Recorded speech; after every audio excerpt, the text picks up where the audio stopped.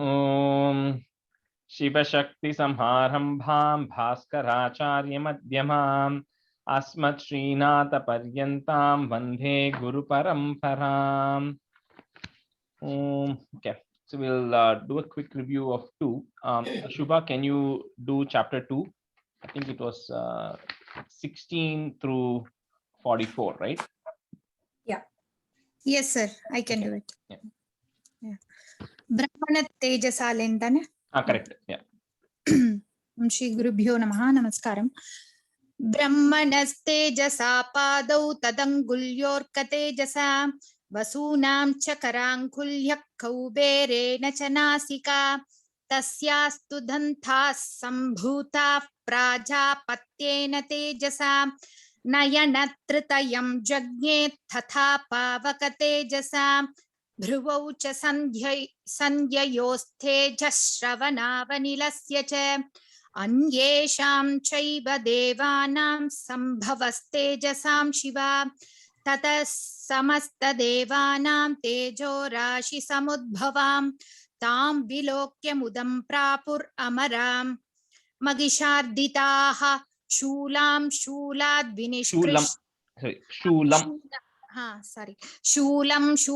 विनिष्कृष्य ददौ तस्यै पिनाकधृक् चक्रं च दत्तवान् कृष्णः समुत्पाद्य स्वचक्रतः शङ्खं च वरुणः शक्तिं ददौ तस्यै हुताशनः मारुतो दत्तवांश्चापं बाणपूर्णे तथेषुधि वज्रमिन्द्रः समुत्पाद्य कुलिशादमराधिपः ददौ तस्यै सहस्राक्षो घण्टामैरावतात् गजात् कालदण्डाद्यमोदण्डं पाशं चाम्बुपतिर्ददौ प्रजापतिश्चाक्षमालां ददौ ब्रह्माकमण्डलम् समस्तरोमकूपेषु निजरश्मीन् दिवाकरः कालश्च दत्तवान् खड्गं तस्याश्चर्मश निर्मलं क्षीरोदश्चामलं हारमजरे च तथाम्बरे चूडामणिं तथा दिव्यं कुण्डले कटकानि च अर्धचन्द्रं तथा शुभ्रं केयूरान् सर्वबाहुषु नूपुरौ विमलौ तद्वद्ग्रैवेयकमनुत्तमम् अङ्गुलीयकरत्नानि समस्तास्वङ्गुलीषु च विश्वकर्मा ददौ तस्यै परशुं चाति निर्मलम् अस्त्राण्यनेकरूपाणि तथा भेद्यं च दंशनम् अम्लानपङ्कजां मालां शिरस्युरसि चापराम् अददज्जलधिस्तस्यै पङ्कजं चातिशोभनम् हिमवान् वाहनं सिंहं रत्नानि विविधानि च ददावशून्यं सुरया पानपात्रं घनाधिपः धनाधिपः. I heard as घना. धनाधिपः शेषश्च सर्वनागेशो महामणिविभूषितं नागहारं ददौ तस्यै धत्ते यः पृथिवीमिमाम् अन्यैरपि सुरैर्देवी भूषणैरायुधैस्तथा सम्मानिता ननादोच्चैः साट्टहासं मुहुर्मुहुः तस्यानादेन घोरेण कृत्स्नमापूरितं नभः अमायताति महता प्रतिशब्दो महानभूत् चक्षुभुः सकला लोका समुद्राश्च च कंपिरे. And then that place lokas is right to replace that visarga. This is joining letter. हाँ सरी. चुक्षुभुः सकला लोकाः समुद्राश्च च कंपिरे चचालवसुधा चेलुः सकलाश्च महीधराः जयेति देवाश्च मुदा तामूचुः सिंहवाहिनीं तुष्टुवुर्मुनयैश्चैनां भक्तिनम्रात्ममूर्तयः दृष्ट्वा समस्तं संक्षुब्धं त्रैलोक्यममरारयः सन्नद्ध्वा किल सैन्यास्ते समुत्तस्तुरुधायुधाः आकिमेतदिति क्रोधात् आभाष्यमगिषासुरः अभ्यधावत तं शब्दम् अशेषैरसुरैर्वृतः स तदर्श ततो देवीं व्याप्तलोकत्रयां त्विषा पादाक्रान्त्या नतभुवं किरीटोल्लाखिताम्बरम् किरीटोल्लिखिताम्बराम् क्षोभिताशेषपातालां धनुर्जा निस्वनेनतां दिशो भुजसहस्रेण समन्तात्याप्य संस्थितां ततः प्रवव्रते युद्धं तया देव्या सुरद्विषां शस्त्रास्त्रैर्बहुधा मुक्तैराधीपितदिगन्तरं चक्षुराख्यो महासुरः No, so Mahishasurasenanish Chikshurakhyo Mahasuraha. Last time, sorry. Mahishasurasenaniश्चिक्षुराख्यो महासुरः युयुधे चामरश्चान्यैश्चतुरङ्गबलान्वितः रथानामयुतैषड्भिर्रुदग्राख्यो महासुरः अयुध्यतायुतानां च सहस्रेण महाहनुः पञ्चाशद्भिश्च नियुतैरसिलो महासुरः अयुतानां शतैषड्भिर्भाष्कलो युयुधे रणे गजबाजिसहस्रोऽस्त्रैरनेकैः परिवारितः वृतो रथानां कोट्या च युद्धे तस्मिन्न युध्यते बिडाल्लोक्यायुतानां च पञ्चाशद्भिरथायुतैः. Couple of corrections. One is in this last line, Bidalakyo. Okay, that's number one. And then in the 43, right, second line, Gajavaji Sahasrau is Sahasrau, not Trau. Sahasrau. Okay. Gajavaji Sahasrau Gairanekai Parivaritaha. Yeah, at same way, it come one other place. I wasn't sure. 42, first line. Ayudhyata yutanam cha sahasrena. So because sahasra, sahasra is a different meaning. Sahasra means 1,000, right? So correct. Okay, so it's sahasrena mahahanu. Okay. Set. Okay, I think that's where we ended, right? 44 we stopped. So yes. Okay, very good. Thank you. Okay, so maybe the first Uma and Priya, can you be students for the first round? Okay, we'll start with 45. So Yuyudhe Samyuge Tatra Ratanam Parivaritaha Anye Cha Tatra Yutasho Ratanagha Hayair Vritaha Yuyudhe Samyuge Tatra Ratanam Parivaritaha Anye Cha Tatra Yutasho Ratanaga Hayair Vritaha. Can I go first? Yeah, you can go first. Yeah. युयुधे संयुगे तत्र रथानां परिवारितः अन्ये च तत्रायुतशो रथनागहयैर्वृताः युयुधे संयुगे तत्र रथानां परिवारितः अन्ये च तत्रायुतशो रथनागहयैर्वृताः युयुधे संयुगे तत्र रथानां परिवारितः अन्ये च तत्रायुतशो रथनागहयैर्वृताः युयुधे संयुगे तत्र रथानां परिवारितः अन्ये च तत्रायुतशो रथनागहयैर्वृताः. Yuyuduhu, so put a is there. Yuyudus samyuge devya saha tatra mahasuraha koti sahasraistu ratanam dantinam tatha. Yuyudus samyuge devya saha tatra mahasuraha koti sahasraistu rathanam dantinam tatha.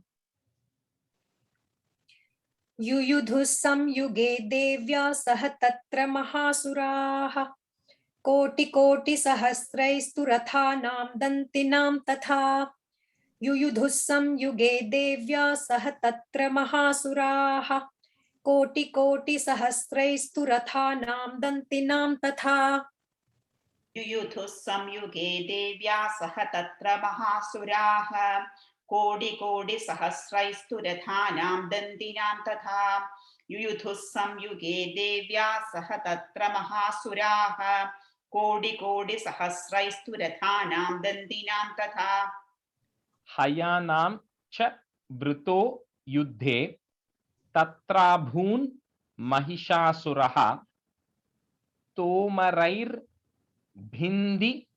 पालैश्च शक्तिभिर्मुसलैस्तथा हयानां च वृतो युद्धे तत्राभून् महिषासुरः तोमरैर्भिन्धि पालैश्च शक्तिभिर्मुसलैस्तथा हयानां च वृतो युद्धे तत्राभून्महिषासुरः तोमरैर्भिन्दिपालैश्च शक्तिभिर्मुसलैस्तथा हयानां च वृतो युद्धे तत्राभून्महिषासुरः तोमरैर्भिन्दिपालैश्च शक्तिभिर्मुसलैस्तथा हयानां च वृतो युद्धे तत्राभून्महिषासुरः तोमरैर्भिन्दिपालैश्च शक्तिभिर्मुसलैस्तथा हयानां च वृतो युद्धे तत्राभून्महिषासुरः तोमरैर्भिन्दिपालैश्च शक्तिभिर्मुसलैस्तथा युयुधुः suputta is there yuyudhus samyuge devya khadgaihi suputta if khadgaif parashu pattishaihi double ta pattishaihi kechicha there are three chas coming there kechicha chikshupuhu is there so you can put a ish chikshupush shaktihi so ich there joining letter kechicha chikshupush shakti kechit pashams तथा परे राजेश चिक्षिपून போட்டிருக்கீங்க sorry not chupus oh it's yeah chikshipush yes sorry I said it wrong maybe chikshipuhu chikshipuhu and then is chikshipush युयुधुः संयुगे देव्या खड्गैः परशुपट्टिशैः केचिच्च चिक्षिपुः शक्तिः केचित् पाशांस्तथा परे युयुधुः संयुगे देव्या खड्गैः परशुपट्टिशैः केचिच्च चिक्षुपुः शक्तिः केचित् पाशांस्तथा परे चिक्षिपु I think you also said chikshupu I think yeah okay chikshipu right yeah chikshipush yes चिक्षिपुष युयुधुः संयुगे देव्या खड्गैः परशुपट्टिशैः केचिच्च चिक्षिपुः शक्तिः केचित् पाशांस्तथा परे and the shakti is a long is elongation shakti okay should I say it one more time yeah just the second line yeah केचिच्च चिक्षिपुः शक्तिः केचित् पाशांस्तथा परे yep युयुधुः संयुगे देव्या खड्गैः परशुपट्टिशैः केचिच्च चिक्षिपुः शक्तिः केचित् पाशांस्तथा परे युयुधुः संयुगे देव्या खड्गैः परशुपट्टिशैः केचिच्च चिक्षिपुः शक्तिः केचित् पाशांस्तथा परे देवीं खड्ग प्रहारैस्तु ते तां हन्तुं प्रचक्रमुः सापि देवी ततस्तानि शस्त्रान् यस्त्राणि चण्डिका देवीं खड्गप्रहारैस्तु ते तां हन्तुं प्रचक्रमुः सापि देवी ततस्तानि शस्त्राणि यस्त्राणि चण्डिका देवीं खड्गप्रहारैस्तु ते तां हन्तुं प्रचक्रमुः सापि देवी ततस्तानि शस्त्राण्यस्त्राणि चण्डिका देवीं खड्गप्रहारैस्तु ते तां हन्तुं प्रचक्रमुः सापि देवी ततस्तानि शस्त्राण्यस्त्राणि चण्डिका देवीं खड्गप्रहारैस्तु ते तां हन्तुं प्रचक्रमुः सापि देवी ततस्तानि शस्त्राण्यस्त्राणि चण्डिका देवीं खड्गप्रहारैस्तु ते तां हन्तुं प्रचक्रमुः सापि देवी ततस्तानि शस्त्राण्यस्त्राणि चण्डिका लीलयैव प्रचिच्छेद निजशस्त्रास्त्र निजशस्त्रास्त्र, try to say that together, निजशस्त्रास्त्र Varshini अनायस्तानना देवी स्तूयमाना सुरर्षिभिः लीलयैव प्रचिच्छेद निजशस्त्रास्त्रवर्षिणी अनायस्तानना देवी स्तूयमाना सुरर्षिभिः लीलयैव प्रचिच्छेद निजशास्त्रास्त्रवर्षिणी निज Oh, okay. लीलयैव प्रचिच्छेद निजशस्त्रास्त्रवर्षिणी अनायस्तानना देवी स्तूयमाना सुरर्षिभिः. Yeah, so in the first line, no, just you said it correct only, but the first line and the nija shastra astra, those are the two words, right? So that's where shastrastra. So that's a shastra and astra. So anyway. लीलयैव प्रचिच्छेद निजशस्त्रास्त्रवर्षिणी अनायस्तानना देवी स्तूयमाना सुरर्षिभिः. लीलयैव प्रजिच्छेद निजशस्त्रास्त्रवर्षिणी अनायस्थानना देवी स्तूयमाना सुदर्शिभिः लीलयैव प्रजिच्छेद निजशस्त्रास्त्रवर्षिणी अनायस्थानना देवी स्तूयमाना सुदर्शिभिः मुमोचासुर देहेषु शस्त्रान् यस्त्राणि चेश्वरी सोऽपि क्रुद्धो धुत सटो देव्या वाहन केसरी मुमोचासुर देहेषु शस्त्रान् यस्त्राणि चेश्वरी सोऽपि क्रुद्धो धुतसटो देव्या वाहन केसरी मुमोचासुरदेहेषु शस्त्राण्यस्त्राणि चेश्वरी सोऽपि क्रुद्धो धुतसटो देव्या वाहनकेसरी मुमोचासुरदेहेषु शस्त्राण्यस्त्राणि चेश्वरी सोऽपि क्रुद्धो धुतसटो देव्या वाहनकेसरी मुमोचासुरदेहेषु शस्त्राण्यस्त्राणि चेश्वरी सोऽभिक्रुद्धो धुतसडो देव्या वाहनकेसरी मुमोचासुरदेहेषु शस्त्राण्यस्त्राणि चेश्वरी सोऽभिक्रुद्धो धुतसडो देव्या वाहनकेसरी चचारासुर सैन्येषु वनेष्विव हुताशनः nishwasan, it's a nihi, so you have to first put a ish there to join that, and then there is a shwasan. So nishwasan mumuche yamscha yudyamana ranembika chachara sura sainyeshu vaneshviva hutashanah nishwasan mumuche yamscha yudyamana ranembika चचारासुरसैन्येषु वनेष्विव हुताशनः निःश्वासान् मुमुचेयांश्च युध्यमाना रणेऽम्बिका चचारासुरसैन्येषु वनेष्विव हुताशनः निःश्वासान् मुमुचेयांश्च युध्यमाना रणेऽम्बिका चचारासुरसैन्येषु वनेष्विव हुताशनः निःश्वासान् मुमुचेयांश्च युध्यमाना रणेऽम्बिका चचारासुरसैन्येषु वनेष्विव हुताशनः निःश्वासान् मुमुचेयांश्च युध्यमाना रणेऽम्बिका थ एव सद्यः, so put a is sadyas sambhuta ganaha, so put a ish ganash shata sahasrashah yuyudhuste parashubhir bhindi palasi pattishaihi.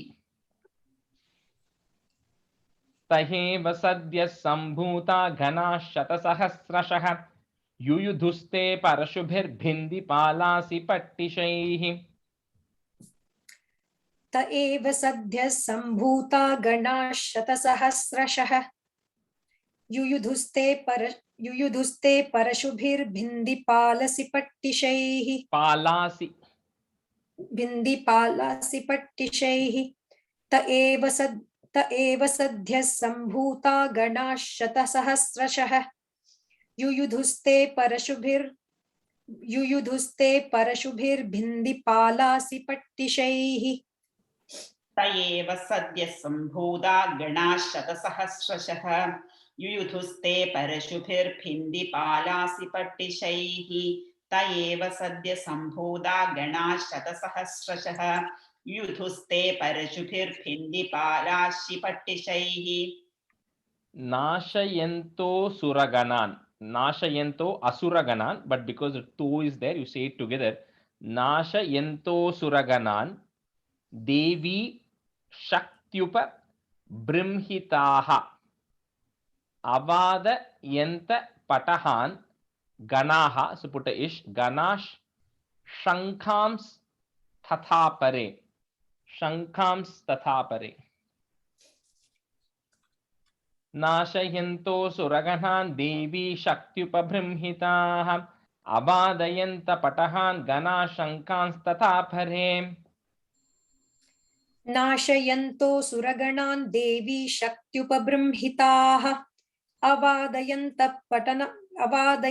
पटहान् गणाः शङ्खांस्तथा परे नाशयन्तो सुरगणान् देवी शक्त्युपबृंहिताः अवादयन्त पटहान् गणाः शङ्खांस्तथा परे नाशयन्तो सुरगणान् देवी शक्त्युपबृंहिताः अवादयन्त पटहान् गणाः शङ्खांस्तथा परे शङ्खांस् is there तथा परे नाशयन्तो सुरगणान् देवी शक्त्युपबृंहिताः अवादयन्त पटहान् गणाः शङ्खांस्तथा परे मृदङ्गांश्च it's in the in sound is coming मृदङ्गांश्च तथैवान्ये तस्मिन् युद्ध महोत्सवे ततो देवी त्रिशूलेन गदया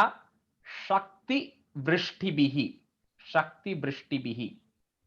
Rajesh, first word mridangamshcha va illa yeah that's like let me just check 1 second and the mridanga amscha so it's im yeah so the first one is the ing sound like mridang yeah so mridang gamscha yeah, that's Okay. the second one is amma first one is that little bit of a in sound right मृदङ्गांश्च तथैवान्ये तस्मिन् युद्धमहोत्सवे ततो देवी त्रिशूलेन गदया शक्तिवृष्टिभिः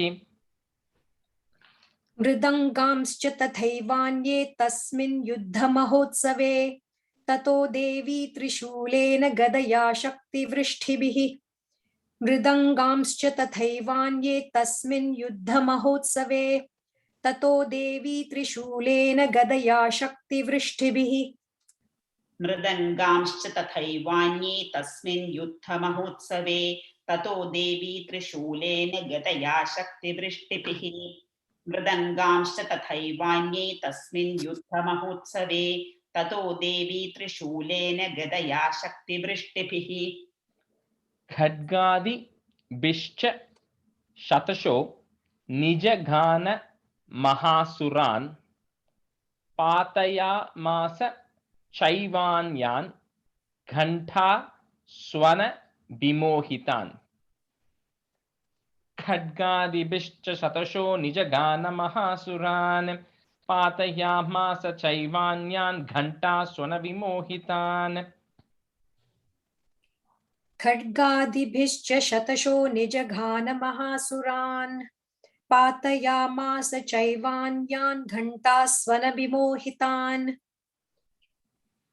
खड्गादिभिश्च शतशो निजघान महासुरान् पातयामास चैवान्यान् घण्टास्वनविमोहितान्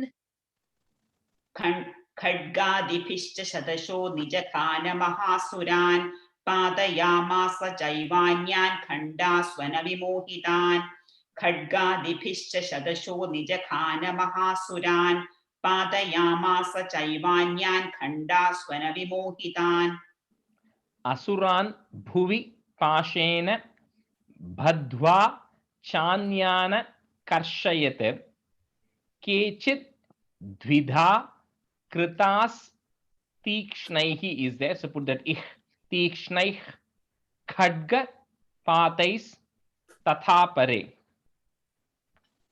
असुरान् भुवि पाशेन बद्ध्वा चान्यान कर्षयत् केचित् द्विधा कृतास् तीक्ष्णैः खड्गपातैस्तथा परे.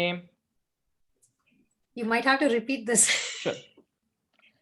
असुरान् भुवि पाशेन बद्ध्वा चान्यान कर्षयत् केचित् द्विधा कृतास् तीक्ष्णैः खड्गपातैस्तथा परे.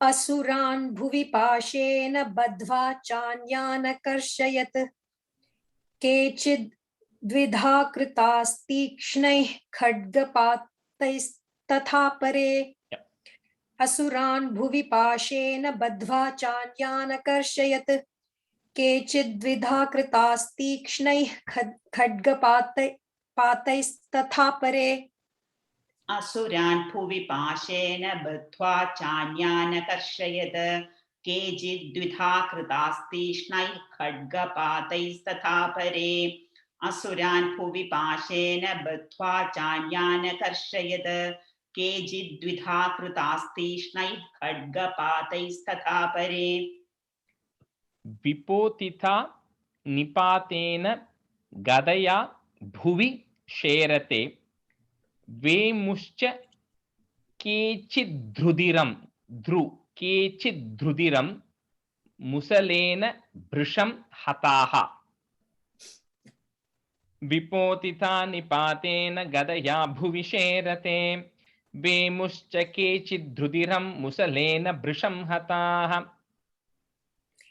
विपोथिता निपातेन गदया भुवि शेरते वेमुश्च केचिद्रुधिरं मुसलेन भृशं हताः विपोथिता निपातेन गदया भुवि शेरते वेमुश्च केचिद्रुधिरं मुसलेन भृशं हताः विपोथिता निपातेन गदया भुवि शेरते वेमुश्च केचिद्रुधिरं मुसलेन भृशं हताः विपोतिथा निपातेन गदया भुवि शेरते वेमुश्च केचिद्रुधिरं मुसलेन भृशं हताः केचिन् निपतिता भूमौ भिन्नाः, so put that ish, भिन्नाः शूलेन वक्षसि निरन्तराः, so again ish, निरन्तराः शरौघेन कृताः is there, so that ish on कृताः केचित् धृणाजिरे, it's केचित् रणाजिरे, but you can say that as केचित् धृणाजिरे together. केचिन् निपतिता भूमौ भिन्नाः शूलेन वक्षसि निरन्तराः शरौघेन कृताः केचित् धृणाजिरे. केचिन्निपतिता भूमौ भिन्नाः शूलेन वक्षसि निरन्तराः शरौघेन कृताः केचिद्रणाजिरे केचिन्निपतिता भूमौ भिन्नाः शूलेन वक्षसि निरन्तराः शरौघेन कृताः केचिद्रणाजिरे केचिन्निपतिता भ्रूमौ भिन्नाः शूलेन वक्षसि निरन्तराः शरौघेन कृताः केचिद्रणाजिरे केचिन्निपतिता भ्रूमौ भिन्नाः शूलेन वक्षसि निरन्तराः शरौघेन कृताः केचिद्रणाजिरे शेनानु कारिणः, so if कारिणः प्राणान् मुमुचुस्त्रिदशार्धनाः केषांचित् बाहवश् Chinnash. So Bahavash Chinnash. Chinna Grivas Tathapare. Okay, that's a little bit of the lines of tongue twister there. Yeah.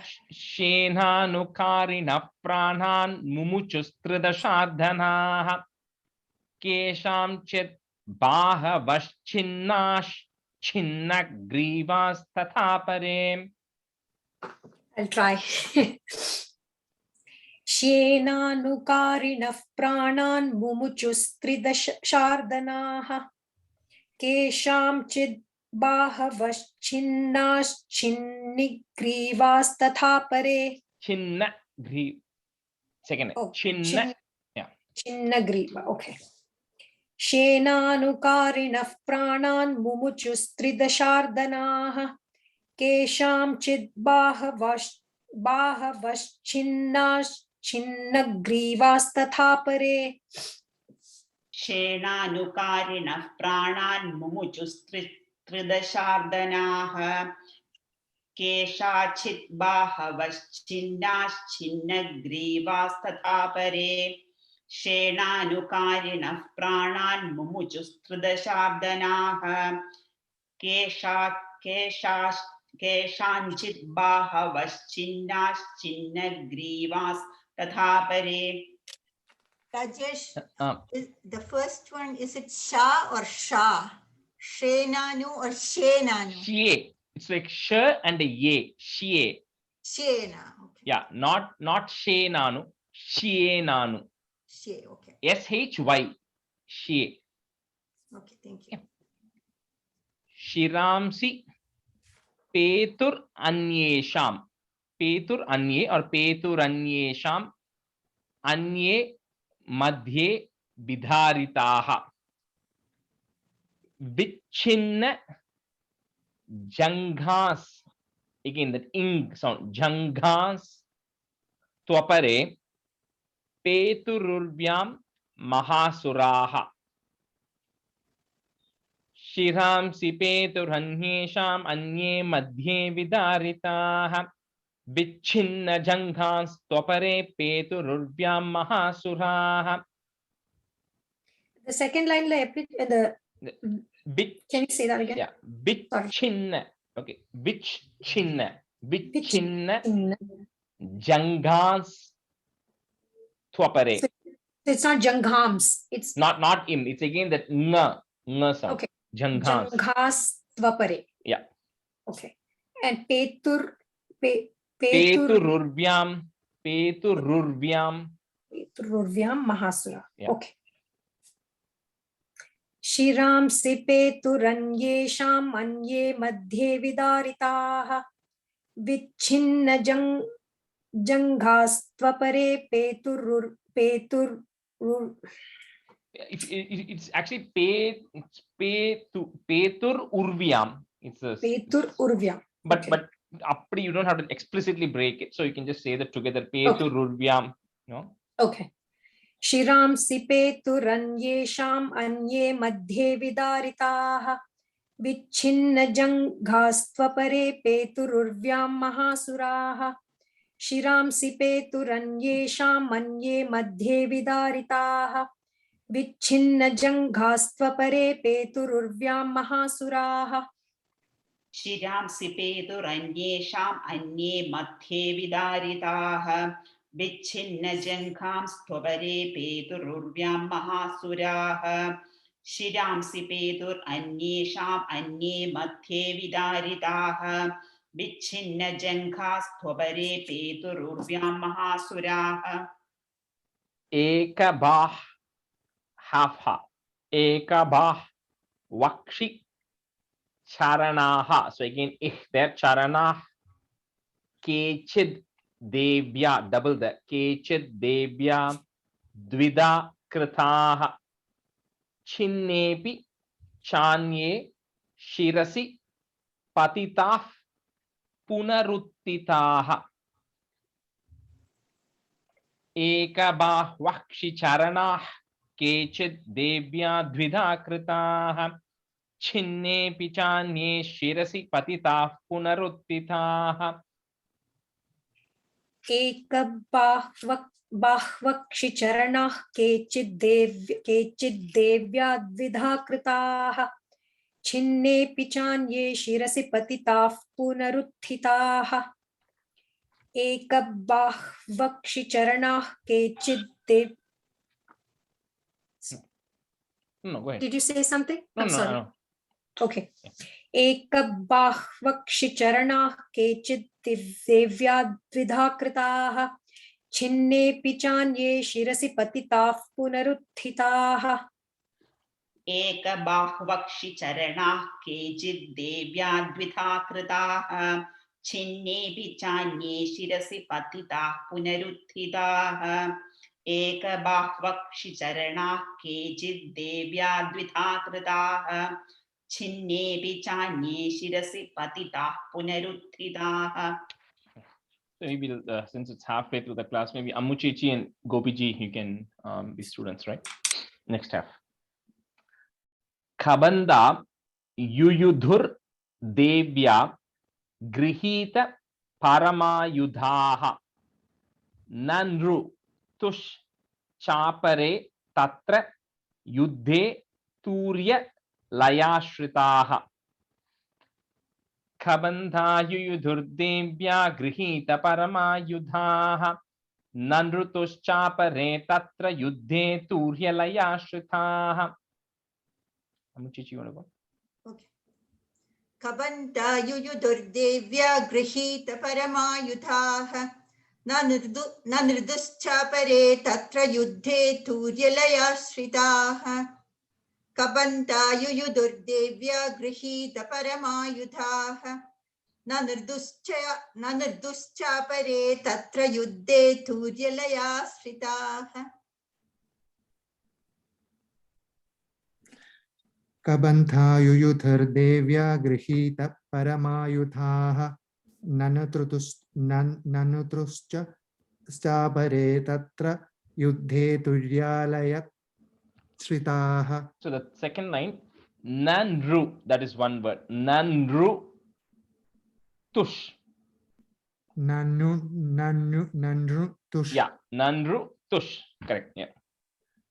कबन्धायुयुधर्देव्या गृहीत परमायुधाः ननुतुश्चापरे तत्र युद्धे तुर्यालयश्रिताः. Kabandhash chinna shirasah, because of the visarga, the ich there.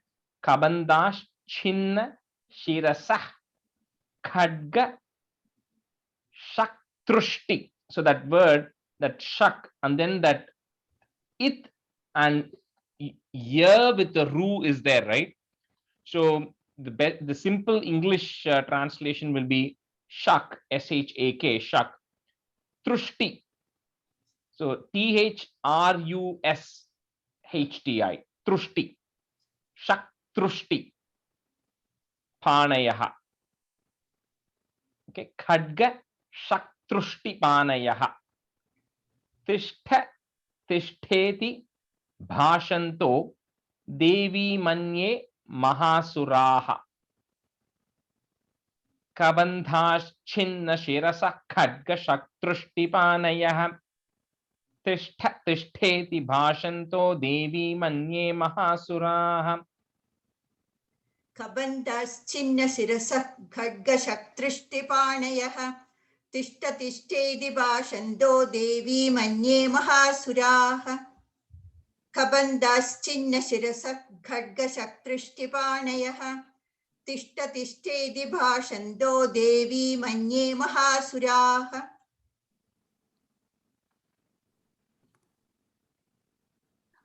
कबन्धाश्चिन्न शिरसः खड्ग शत्रुष्टिपाणयः तुष्टतिष्ठेति भाषन्तो देवी मन्ये महासुराः. कबन्धाश्चिन्न शिरसः खड्ग शत्रुष्टिपाणयः तुष्टतिष्ठेति भाषन्तो देवी मन्ये महासुराः. Patitai rata nagashvair asuraischa. That ra, if you want to break it, it become rata nagashvair asuraischa vasundhara agamhya sa bhavat tatra yatra bhut sa maharanaha पातितैरतनागाश्वैरसुरैश्च वसुन्धरा अगम्या सा भवत् तत्र यत्रा भूत्स महारणः पातितैर्यदनागाश्वैरसुरैश्च वसुन्धरा अगम्या सा भवत् तत्र यत्रा भूत्स महारणः पातितैर्यदनागाश्वैरसुरैश्च वसुन्धरा अगम्या सा भवत् तत्र यत्रा भूत्स महारणः पातितै रथनागाश्वैर असुरैश्च वसुन्धराः वसुन्धरा अगम्यास not vasundhara just vasundhara वसुन्धरा अगम्या सभवत् सा भवत् तत्र भवत् तत्र यत्र भूत्स महारणाः महारणः पातितै रथनागाश्वैर असुरैश्च वसुन्धरा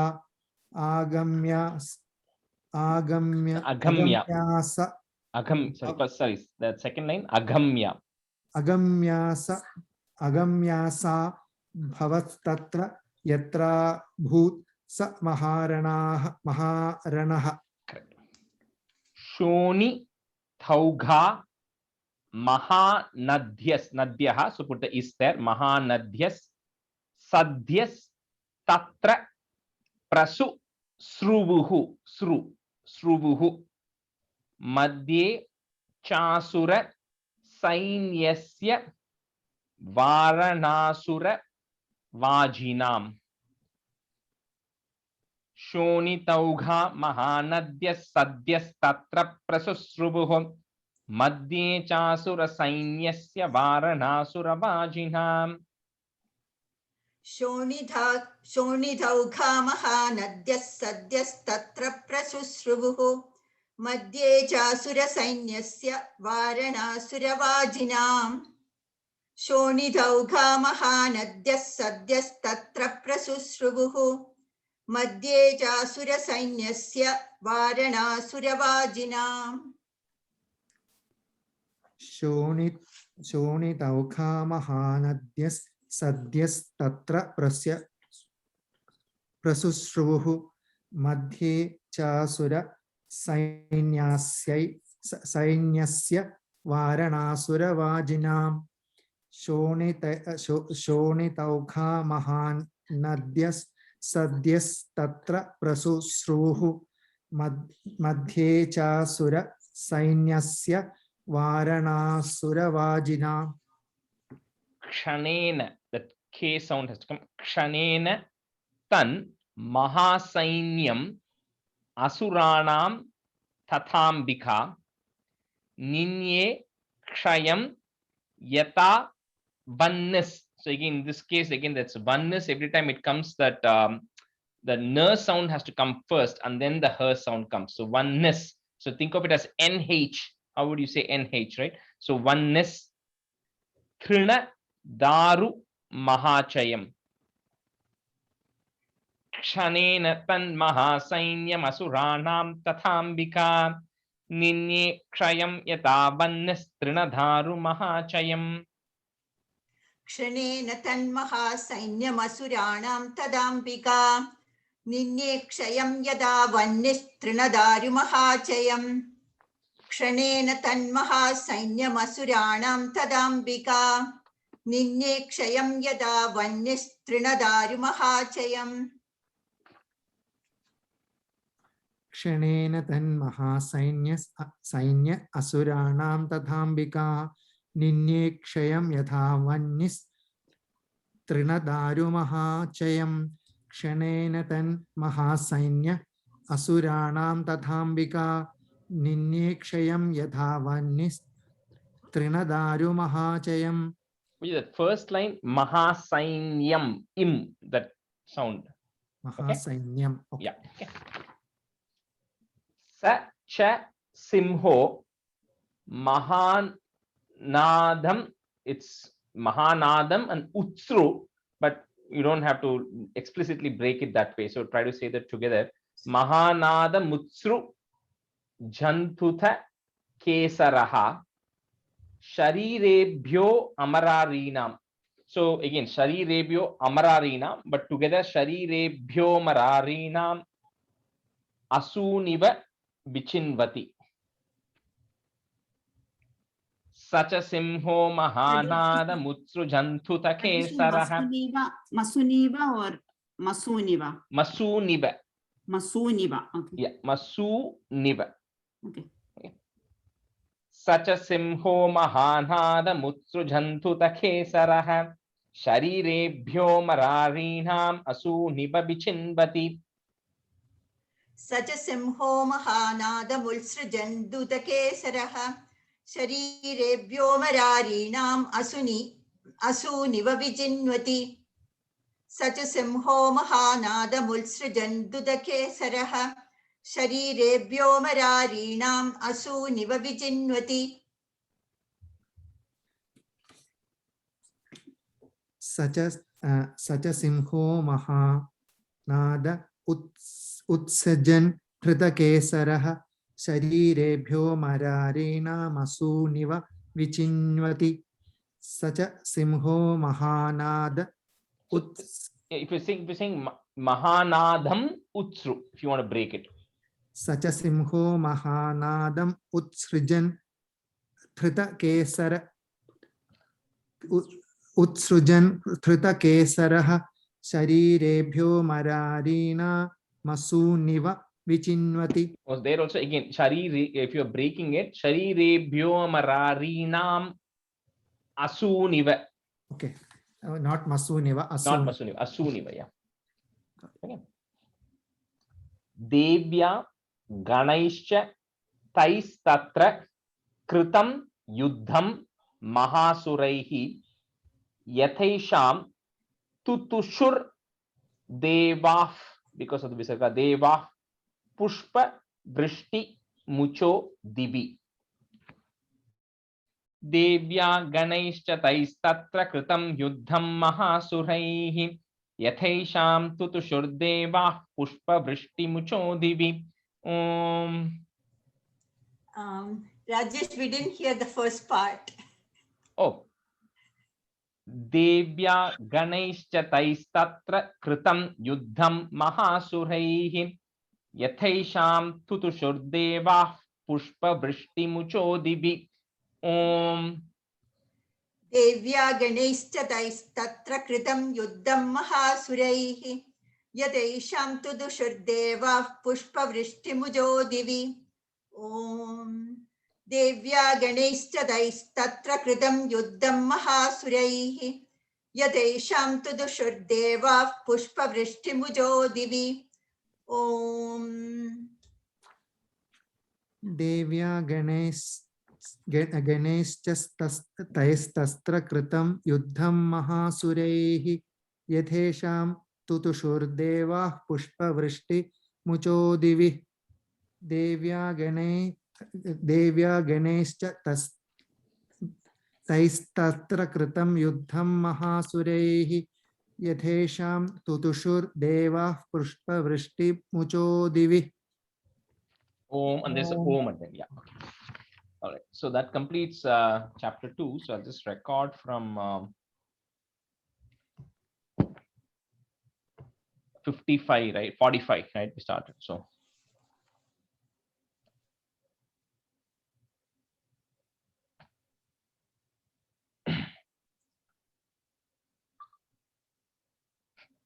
Yuyudhe samyuge tatra rathanam parivaritah अन्ये च तत्रा hyutasho ratanagahayairvritaah yuyudus samyuge devya saha tatra mahasuraah koti koti sahasraistu rathanam danthinam tatha hayanam cha vrito yuddhe tatra bhunmahishasuraah tomarair bhindipalaischa shaktibhir musalaistatha Yuyudhus samyuge devya khadgaif parashupattishaih kechit chachikshi pushakti kechit pashams tatha pare देवीं खड्गप्रहारैस्तु ते तां हन्तुं प्रचक्रमुः सापि देवी ततस्तानि शस्त्राणि यस्त्राणि चण्डिका लीलयैव प्रचिच्छेद निजशस्त्रास्त्रवर्षिणि अनायस्तानना देवी स्तूयमानासुरर्षिभिः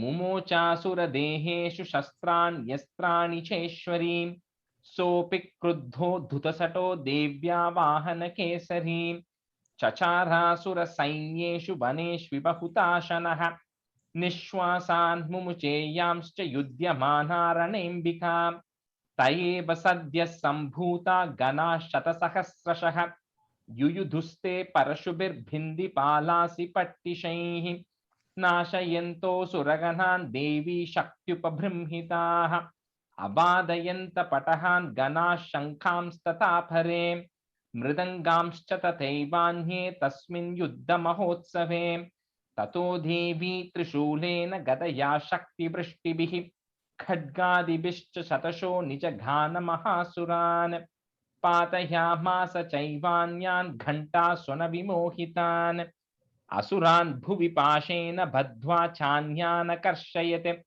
केचिद्विधा कृतास्तीक्ष्णैः खड्गपातैस्तथा परे विपोतिता निपातेन गदया भुवि शेरते वेमुश्च केचिद्रुधिरं मुसलेन भृशं हताः केचिन्निपतिता भूमौ भिन्ना शूलेन पक्षसि निरन्तराश्च रौघेन कृताः केचिद्रणाजिरे शेनानुकारिणः प्राणान् मुमुचस्त्रिदशार्धनाः केषाञ्चित् बाहवश्छिन्नाश्छिन्नग्रीवास्तथा परे शिरांसि पेतुरन्येषाम् अन्ये मध्ये विदारिताः विच्छिन्नजङ्घांस्त्वपरे पेतुरुर्व्यां महासुराः एकबाह्वक्षिचरणाः केचित् देव्या द्विधा कृताः छिन्नेऽपि चान्ये शिरसि पतिताः पुनरुत्थिताः कबन्धा युयुधुर्देव्या गृहीत परमायुधाः ननृतुश्चापरे तत्र युद्धे तूर्यलयाश्रिताः कबन्धाश्छिन्न शिरसः खड्गशक्तृष्टिपानयः तिष्ठ तिष्ठेति भाषन्तो देवी मन्ये महासुराः पातितैरतनागाश्वैरसुरैश्च वसुन्धरा अगम्या सा भवत्तत्र यत्राभूत्स महारणः शोणितौघा महानद्यः सद्यस्तत्र प्रसुश्रुवुः मध्ये चासुरसैन्यस्य वारणासुरवाजिनां क्षणेन तन्महासैन्यमसुराणां तथाम्बिका निन्ये क्षयं यतावन्निस्तृणधारु महाचयम् स च सिंहो महानादमुत्सृजन्थुतकेसरः शरीरेभ्यो मरारीणामसूनिव विचिन्वति देव्या गणैश्च तैस्तत्र कृतं युद्धं महासुरैः यथैषां तुतुषुर्देवाः पुष्पवृष्टिमुचोदिभिः ॐ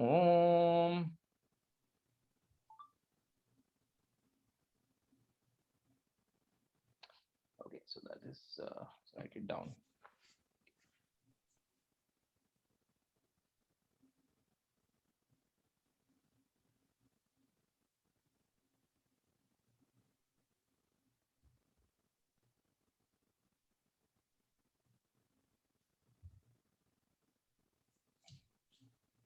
Okay, so we have another 5 minutes.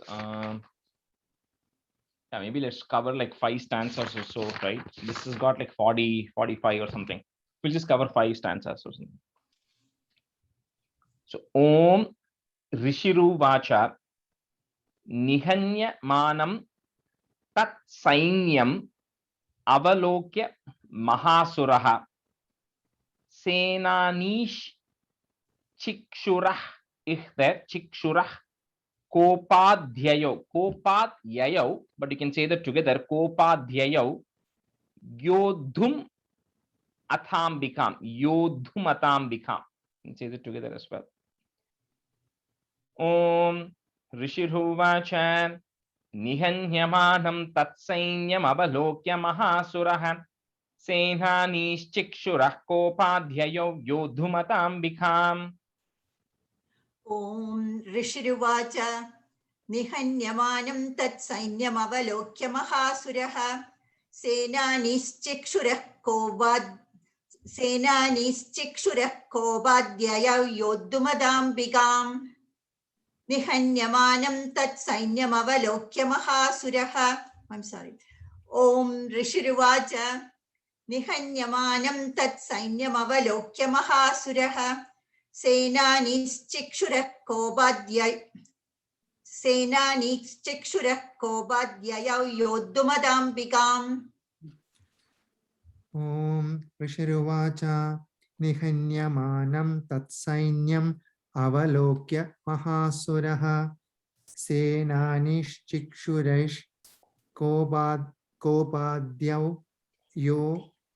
कोपाद्यौ योद्धु अथाम्बिकाम्. The second line, right, Gopiji? Senani Chikshurah, that ich sound, not ish sound. Chikshurah Kopadhyayo. It's like a dhya. Okay, the plus ya, dhya. So Kopadhyayo. कोपाद्ययौ. Correct.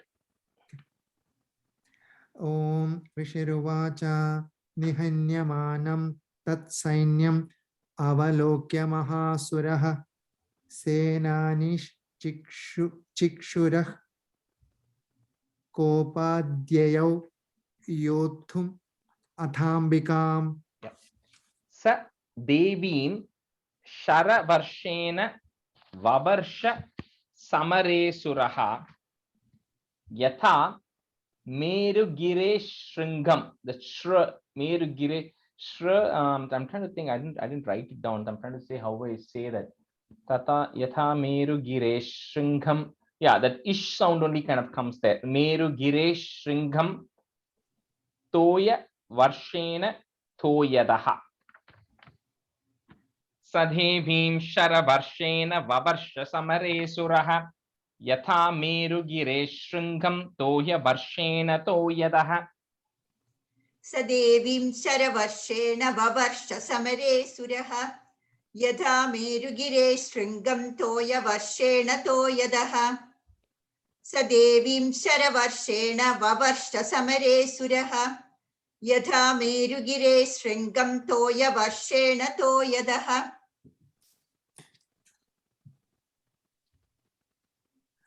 सदेवीं शरवर्षेण ववर्ष समरे सुरः यथा मेरुगिरे शृङ्गं तोयवर्षेण तोयदः सदेवीं शरवर्षेण ववर्ष समरे सुरः यथा मेरुगिरे शृङ्गं तोयवर्षेण तोयदः.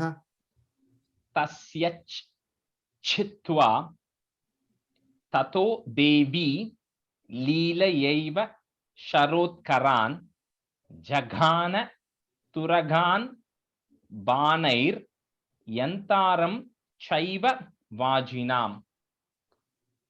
Tasya Chitva Tato Devi Leelayaiva Sharotkaran Jaghana Turagan Banair Yantaram Chaiva Vajinam.